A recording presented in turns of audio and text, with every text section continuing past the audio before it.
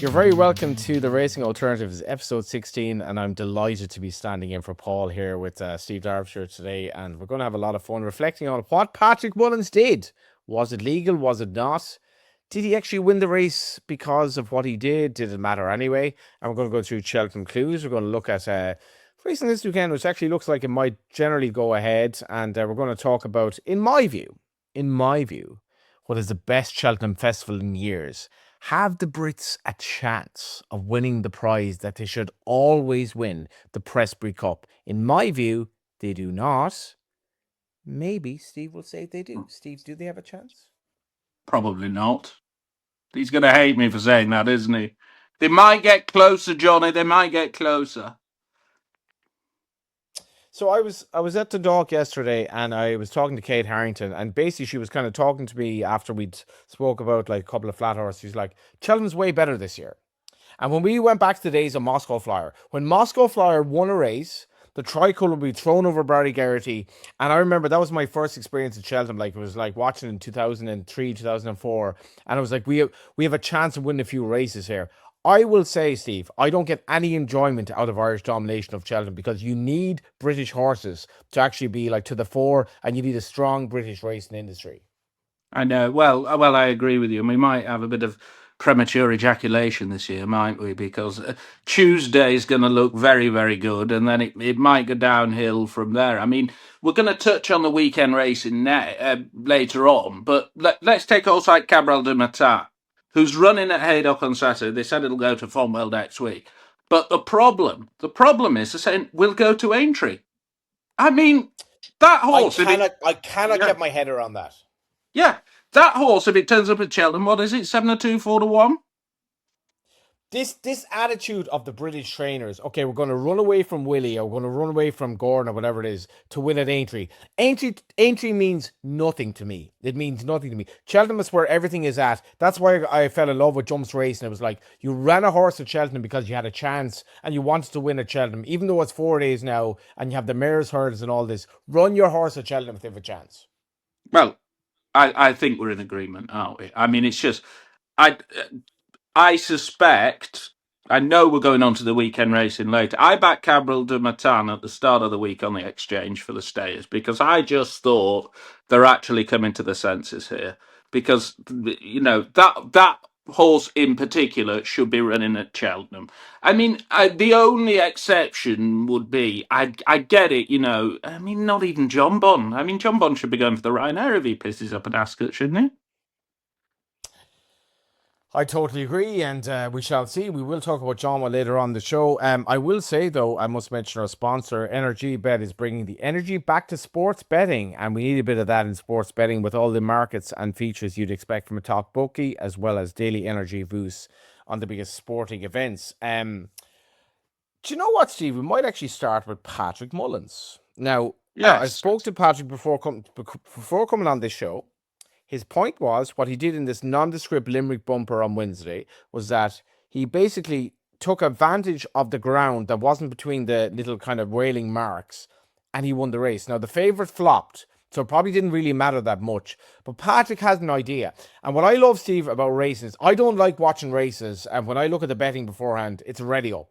You may as well not bet in this race because there's a 4-1 on shot here that is basically like 6-1, and there's a 4-1 shot that's odds on, and there's like how the market makes no sense here. This race was very, very different. What did you make of it?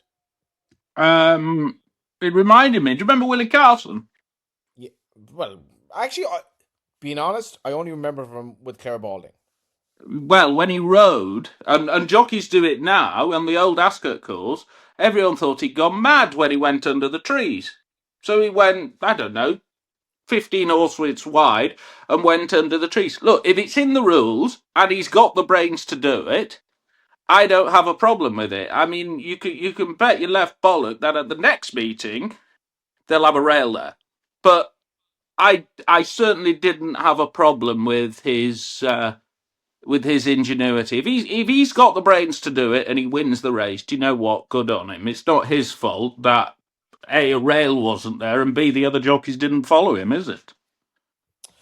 what I love about it is the fact that you're not sure what to expect in a race. And like when Patrick, and we're going back to Limerick here, when Patrick and Danny and Gaelic Warrior and Ilete Tomp, when they had that moment, it was like, I wasn't expecting that.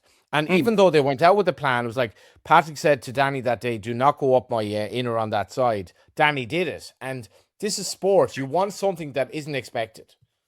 Yeah, precisely, precisely. And if he's gonna do it, fair enough, fair enough. He won the. I don't know if he won the race because of it. You couldn't tell, could you? I mean, it was just on a complete quagmire at Limerick. I've actually been to Limerick. Would you believe? You've been to Limerick. Yeah, I didn't like it. Terrible. Like, You're too far from the bloody course.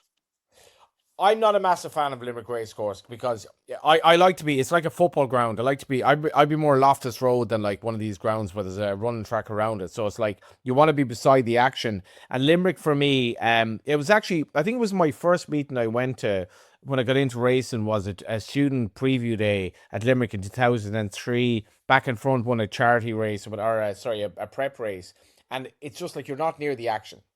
No, exactly. I took the wife as I stayed in. I'll tell you where I stayed. Ballybunion. And Lovely. the future wife. I said, I'll take you to the weekend here. I'll take you for the weekend.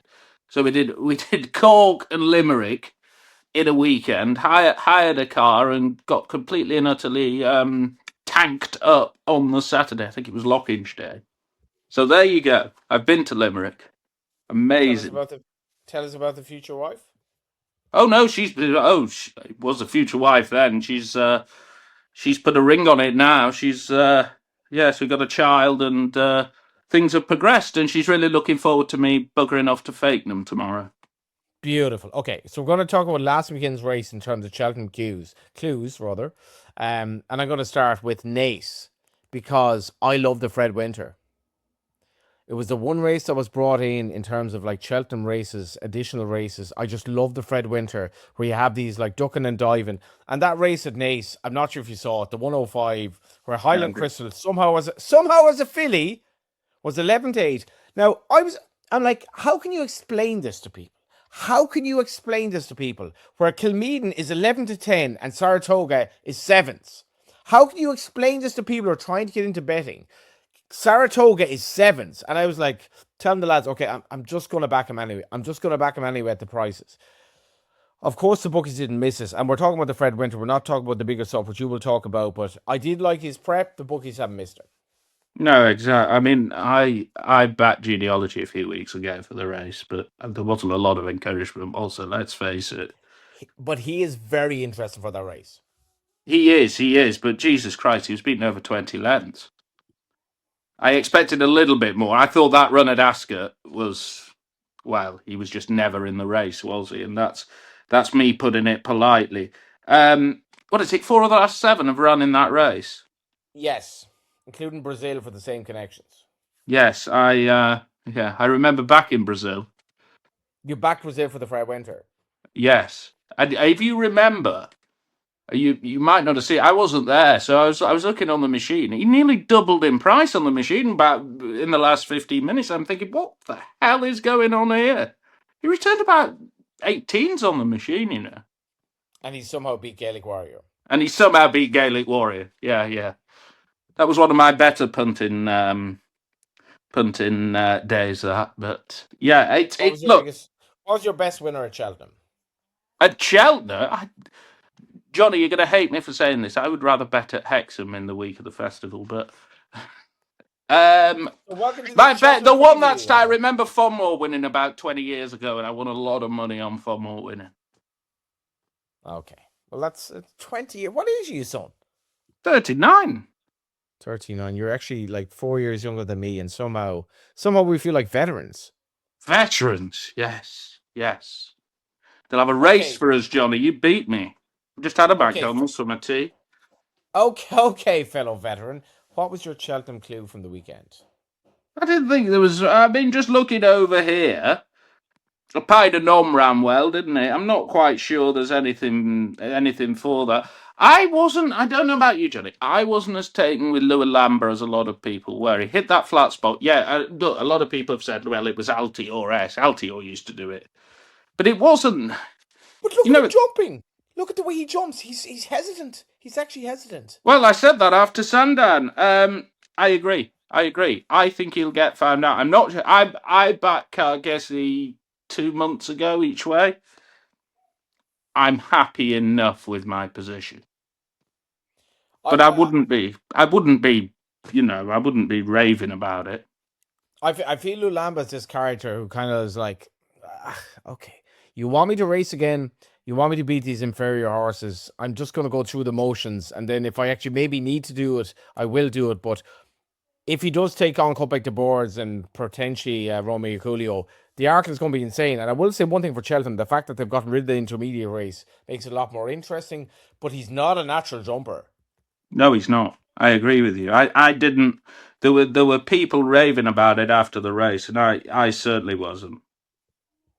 So then, Steve, and we always have to look out for the unfortunate in life. And I don't know if you're left wing or right wing, or do these things even matter anymore? But I really wanted the wall park to be dropped in the handicap because chasing has been a struggle for him. It's been really, really tough to go out from evens to fives on your chase debut for anyone who's having to punt at this horse.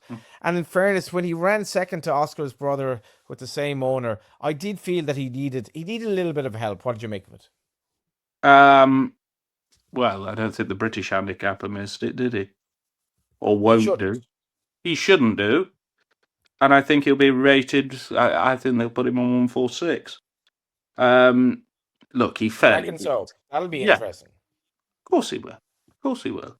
I mean, it was a it was a get me handicap for Cheltenham ride, and it didn't quite come off, did it?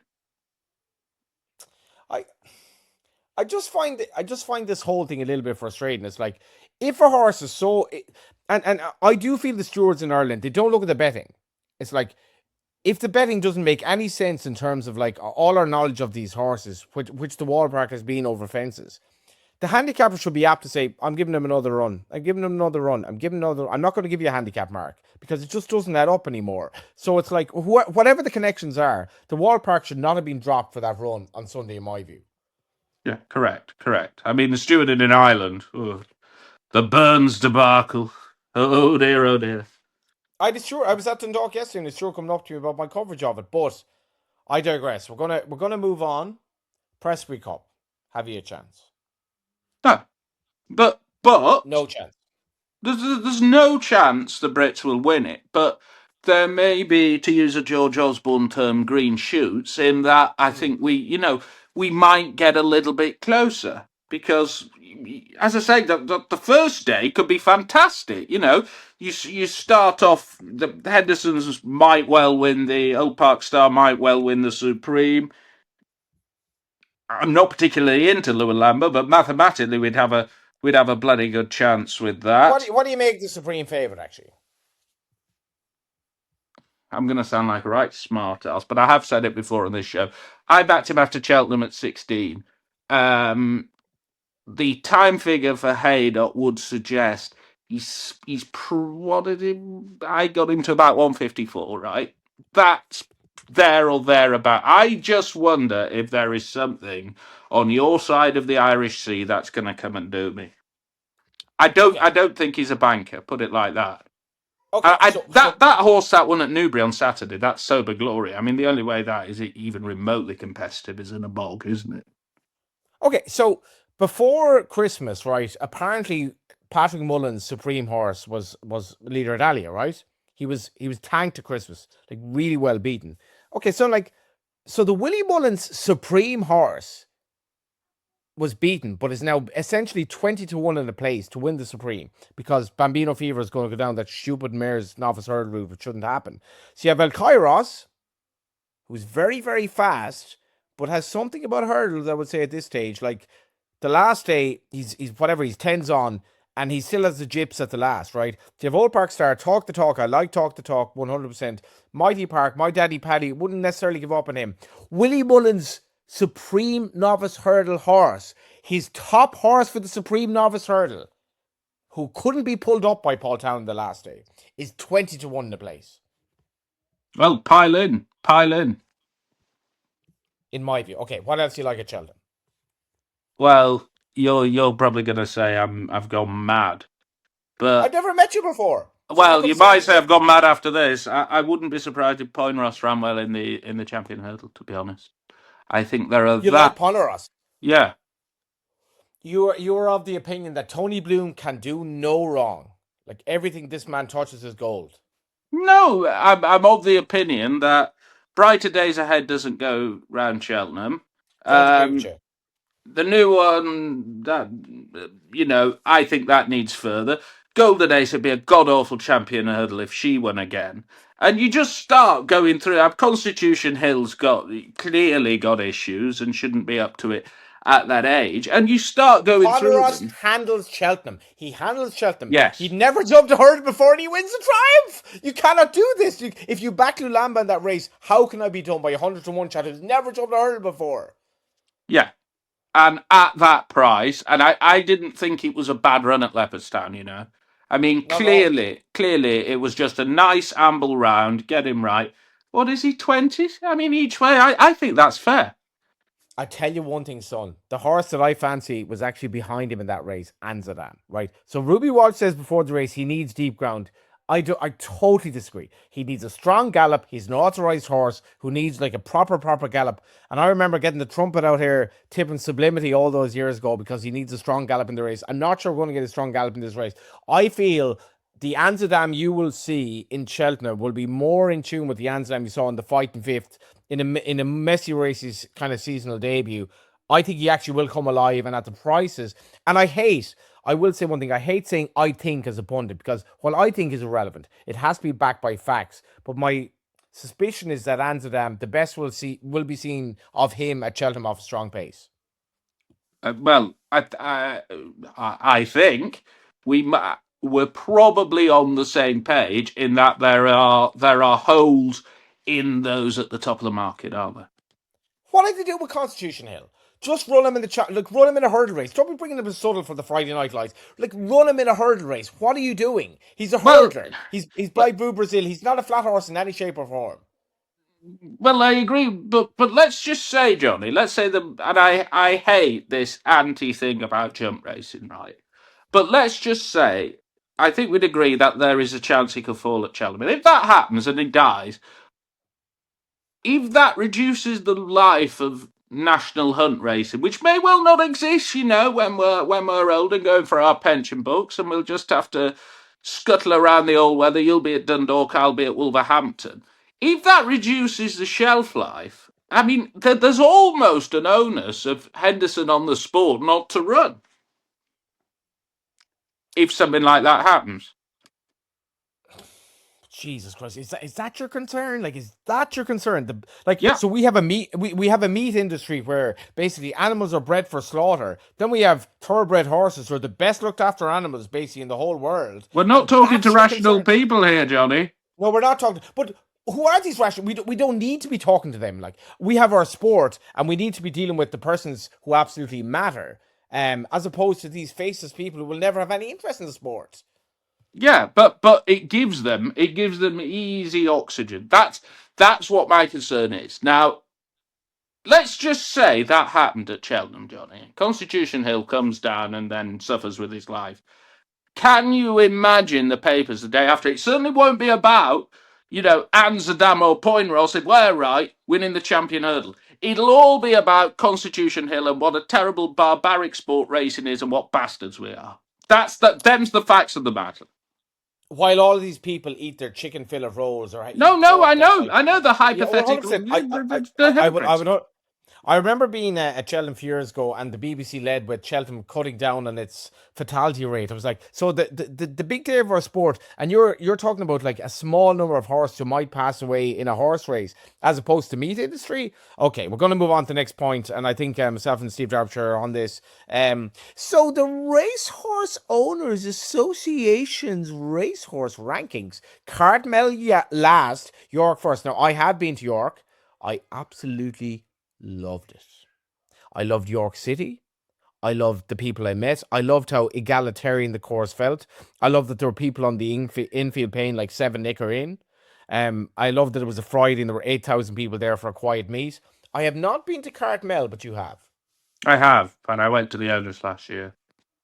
Talk to me. Well, I have been to Cartmel. I have been very vocal on Twitter in my criticism of Cartmel. Our producer actually said to us, same as me. I was the first person. That was the first race course I went to, and it's four. It used to be, and I'm going back in the 90s now. It was £4 or £5 to get on. Kids go on free parking, so you could go out for a tenner.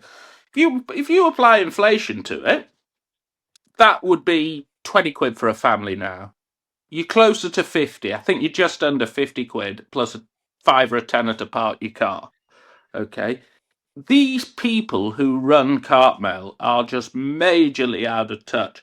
I've spoke to members; they're annoyed, and yeah, I went as an owner or a small owner in one, and what you get is a muddy marquee and what can only they there's a caterer, and I kid you not, they're there with the tongue. They give you one slice of ham and help yourself to some pasta salad or chili or whatever it was.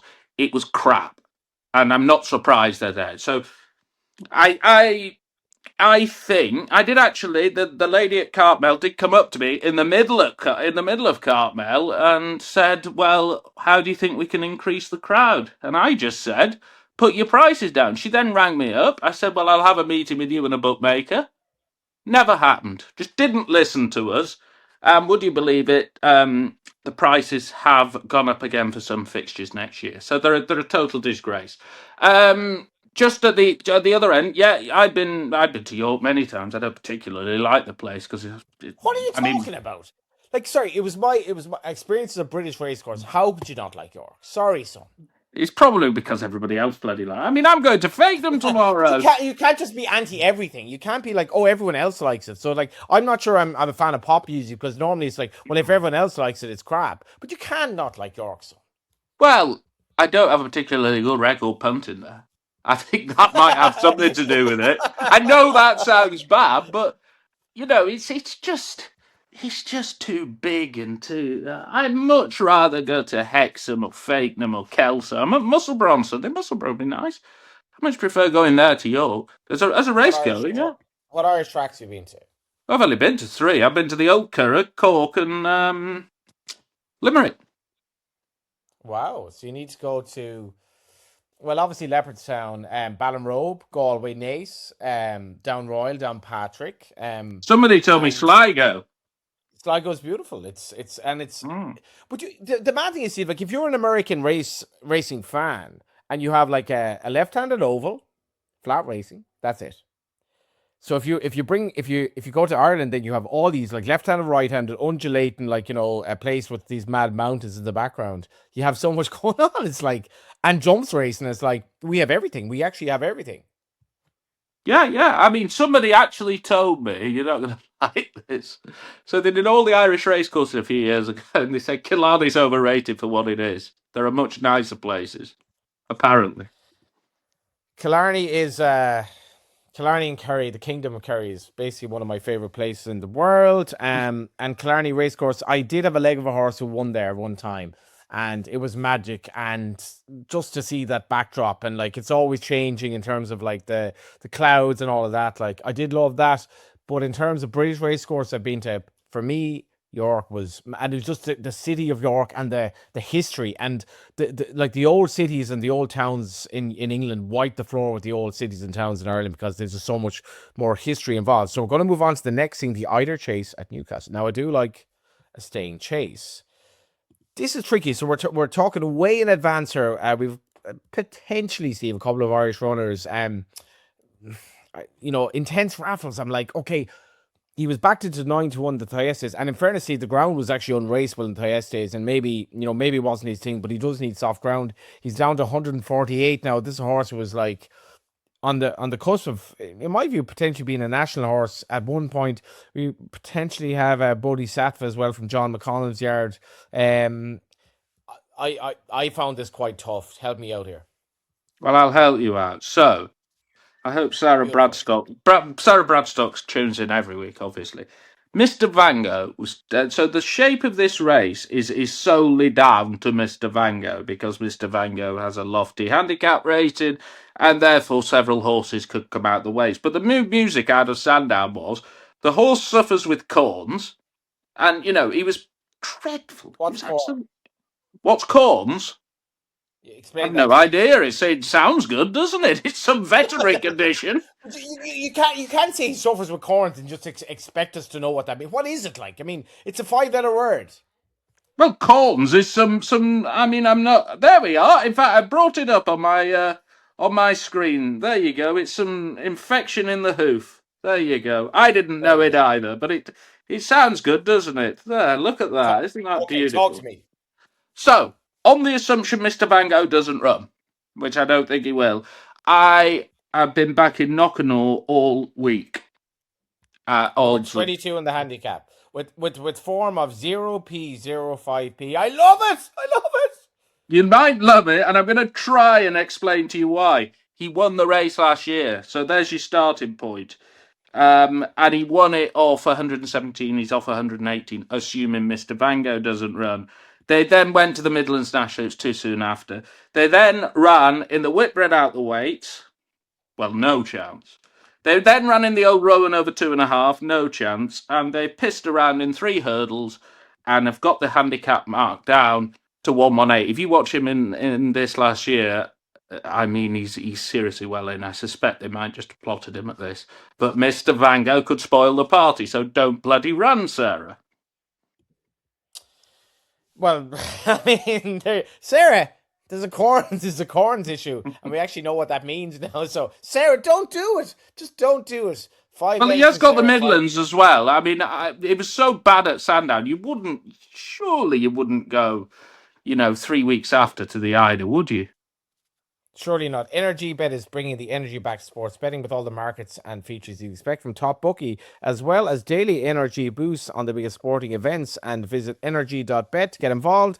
And for resources around safer gambling, visit gambleaware.org. I do want to bring us to the next items on the menu in terms of the racing this weekend. I actually have a selection at Dundalk, of all things. I remember like at the back at Cheltenham, Dundalk was on that Friday night and like being all over a horse that was like Jim Bulger horse at Dundalk, and I was like the most excited I am, and I'd won a few quid at Cheltenham was this horse at Dundalk, and I was like, I'll give you a horse at Dundalk on Friday night. But we have Ascot, Haydock. I think Gorham Park might actually go ahead as well. I guess we start with John Bond, do we? Like, so we have like this is the 335.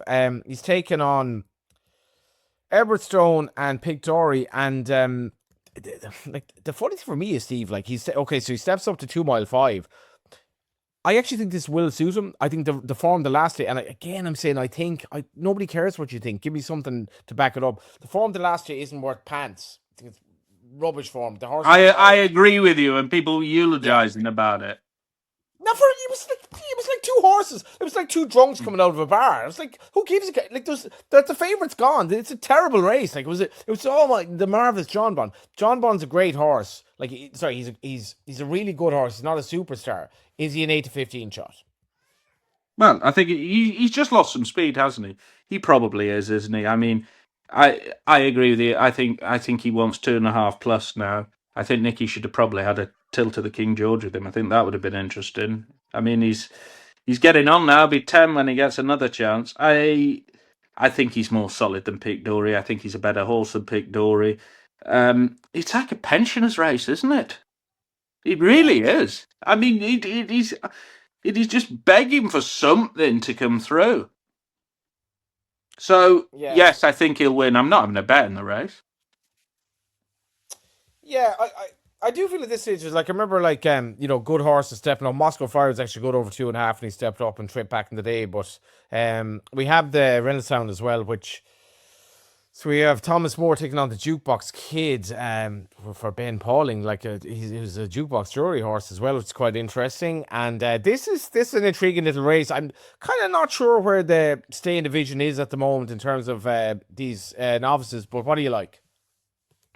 I've not, but again, I probably won't have a bet. I'd unless the Jukebox Kid drifts. I think Ascot this winter has become a bit of a front runner's paradise, hasn't it? You want to be on the bloody speed, and that might just tip the favour in towards a jukebox kid. But at 15-8, I can leave a novice chase alone at 15-8, can't you?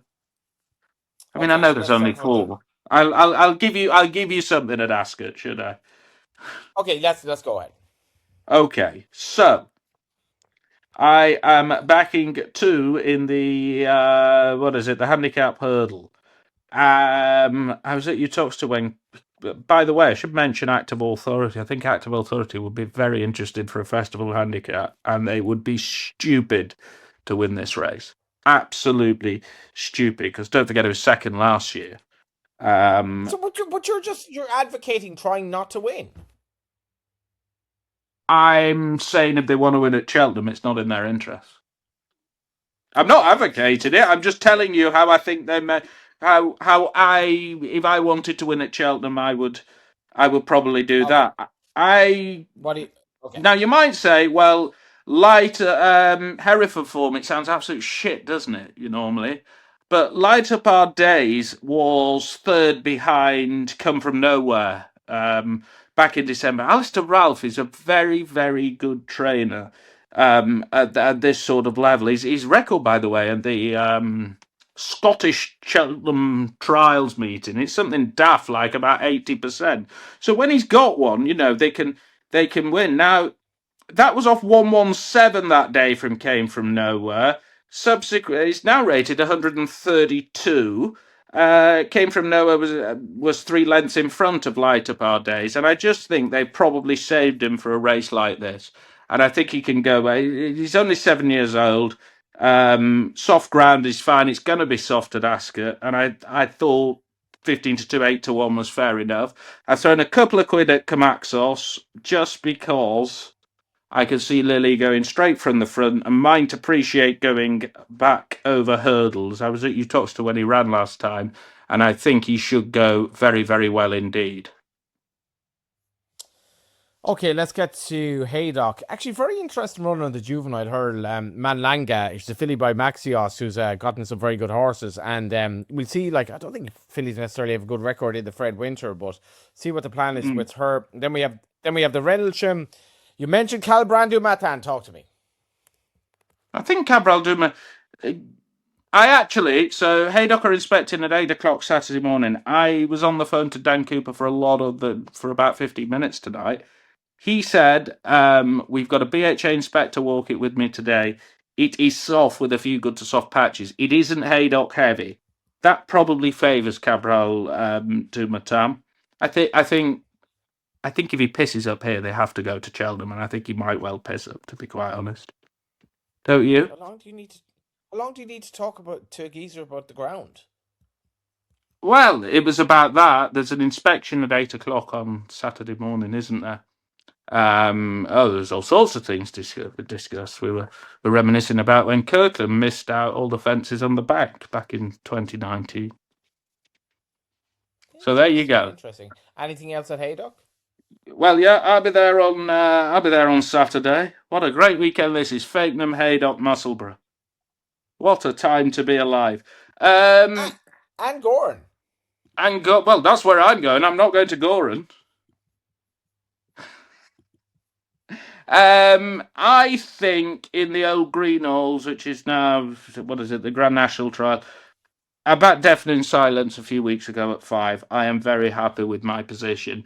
Mayertown having Derek Fox on is probably a £7 penalty, in all honesty. The stable's not in particularly good form either, but he is a very, very well handicapped horse. But I would much rather they put Patrick Wadge on. I don't know what your views are on Derek Fox. I wouldn't have a strong view on British-based riders. To be fair, I will talk about Gorn a little bit. Saffron are taking on Perry Passe in the Red Mills Chase, 4-runner race. And we have quite an interesting race earlier as well. The novice hurdle in which Ballyfree takes on Lord Rouge, and times are changing. And I actually think Gorn might go ahead the Red Mills Trial Hurdle as well, which was the race that Hardy Eustace, I think, won on route to the Champion Hurdle. Storm Heart's a very, very interesting horse here, taking on Kawabunga. I think Storm Heart's an awful lot of ability for a horse. He was kind of flat bred. or by Storm the Stars. But I will give a horse. I'll give a horse run at Dundalk. Actually, I'm gonna give a Go horse on, run at go on. Dundalk. We've been waiting for this Why? all show. Why not, son? It's ridden by Jessica May, who's just come back 13-2. Oh my God! What?